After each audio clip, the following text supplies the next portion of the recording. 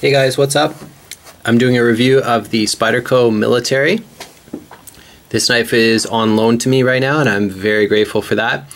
It's a knife I've thought about picking up on multiple occasions but just never pulled the trigger on the purchase for various reasons. But I have tended towards enjoying larger knives for EDC. But here's the catch. The knife has to be a reasonable weight. I'm not willing to carry a knife that weighs 5 ounces, 6 ounces, or whatever, like a zero tolerance. I don't even know how heavy those are, but they feel really heavy. I've tried them in the store. So I like them, but I know I'm not going to carry it. So I've never actually bought a knife that large before. I have thought about the military on multiple occasions, but just never bought it. And now that I'm handling it, I have to say I'm very impressed with it. And it's something that I may pick up in the future. You can see how big this knife is, really. It takes up basically the full frame of the camera, which is considerable. This knife overall is almost 10 inches in length. So you're not going to find a longer folding knife pretty much anywhere. But it's pretty light, actually. You get a 4-inch blade, which is pretty considerable. I don't think many people really need that in an EDC roll. But, some people might like it. But the weight of the blade is very reasonable. It's 4.2 ounces. So I think that the blade length to weight ratio is an important one. And when you have a 1-to-1 ratio, I think you're doing pretty good. It's very efficient. So this knife sort of qualifies in that respect. I believe a Tenacious weighs around 4 ounces, and it does have a broader blade on it, and it does have steel liners on both sides. And I mean, it's made in China, so it's just a totally different type of knife, really. But it's interesting to compare them on that basis. So let's talk about this knife and the different features and what I like about it.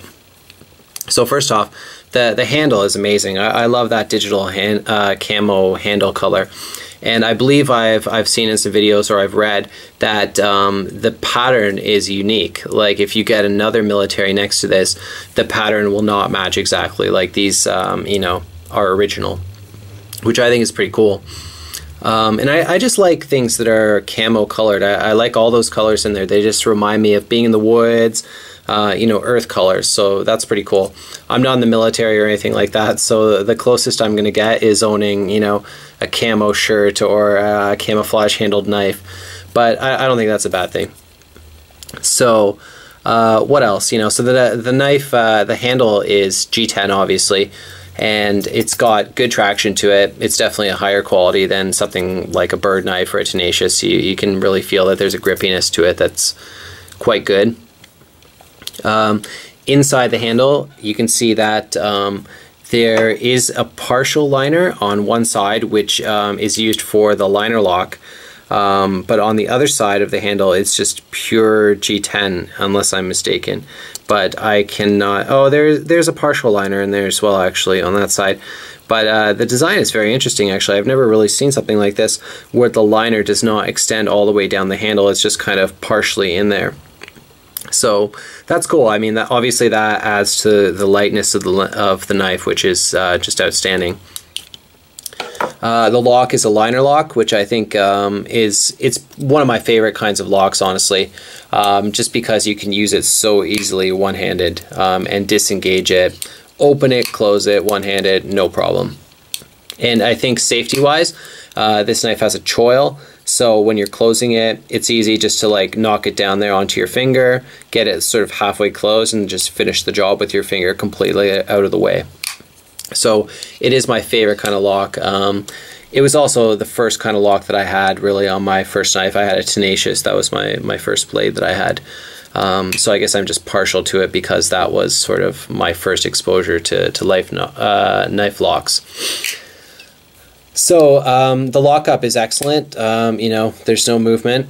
And there's a big stop pin back there, I guess, to absorb some of the force when you're using the blade hard, which I wouldn't recommend with a folding knife. If you really have to do anything that challenging with your blade and that rigorous, you should probably change to a fixed blade, and then you just sort of avoid that whole lock issue altogether. So the pocket clip is sort of that standard Spyderco clip. It's got that black paint, which sort of wears a little bit as you own it. But personally, I think this is a nice kind of wear. Like, this knife is probably 3 years old or so, I'm guessing. And it still looks really decent, I think. So that's pretty much the only way to tell the age of a Spyderco knife. There will be some scuffing on the blade, of course, but as you can see, nothing major. It looks pretty good. So the pocket clip is the only, it really tells the story, I guess. So this knife is made in the United States. I love how Spyderco does that on their blades, the Golden Colorado USA Earth. It just makes me want to visit Colorado. I've had some desires to go there for a while now.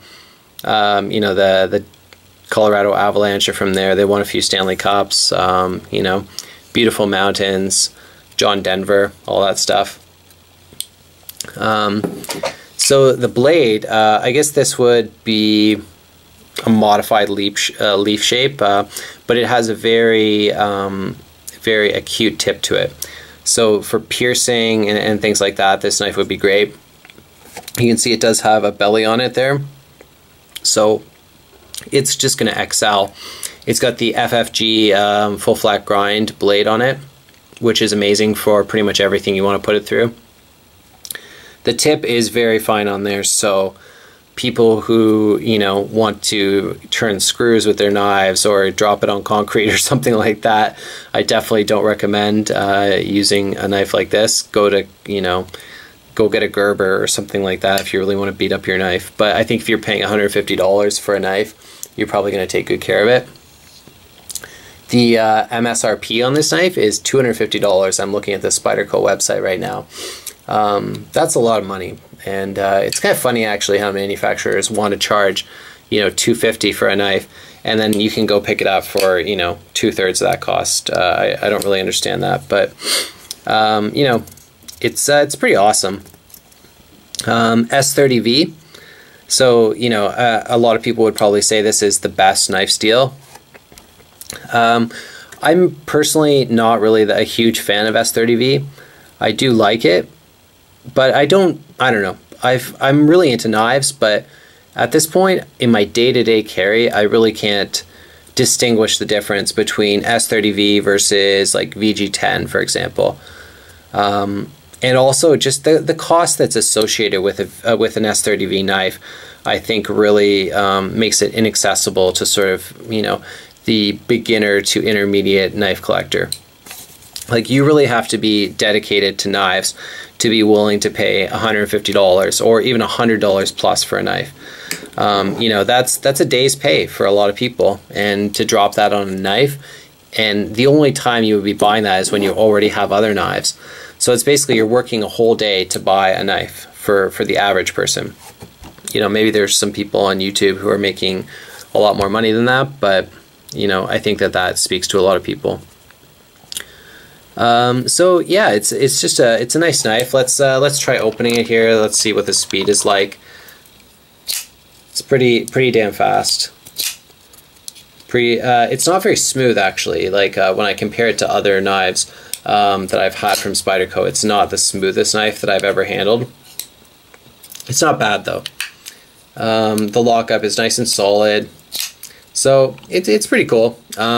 So let's just speak to the defensive aspect of this knife. Versus something like, I don't have it on the table right now, but let me grab it. Versus a Sage, for example. You can see that there's a considerable difference in the blade length there. Despite the fact that they're both beautiful knives, obviously, and they're both made of S30V, which is great. If I was to be in a defensive situation, I would not want the Sage with me. I would want the the military, or perhaps something like the paramilitary, which I think is interesting to compare it to.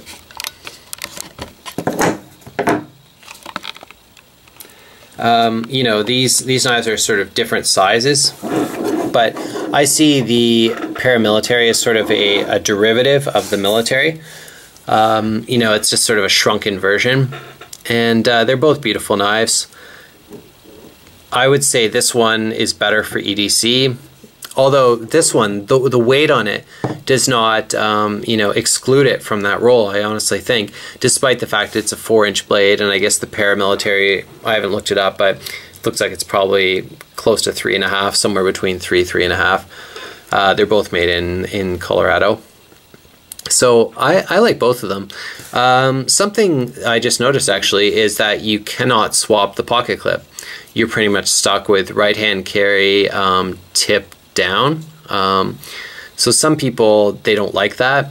I don't see it as a huge problem, honestly.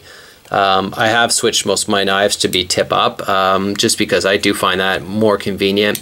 Coming out of the pocket, you know, it's sort of, you grab it like so, and then you're good to go. You know, you just open it right up after that without having to switch the knife around to open it. So maybe it saves you an extra second or something along those lines, but it's not, you know, it's not earth-shattering. How often do we need to open our knives with only 1 second to spare? Probably never. So yeah, that's something to take into consideration, just the inflexibility of the pocket clip position. But aside from that, you know, I would feel pretty confident having this with me if I was concerned about safety. I think if you were going to have a knife with you for that reason, for defense, or, you know, perhaps you're serving in the military or something like that, I think this would be a good knife to have, and that's probably where the name comes from, military. You know, it's tough, it's premium materials, and it can serve in a defensive role. So I love this knife. I don't know if I would actually go out and buy it. There's a lot of knives I would like to have, and I see this as somewhat of a repetition of the paramilitary that I already have, but it's still very nice, and I like it a lot. Thank you for watching.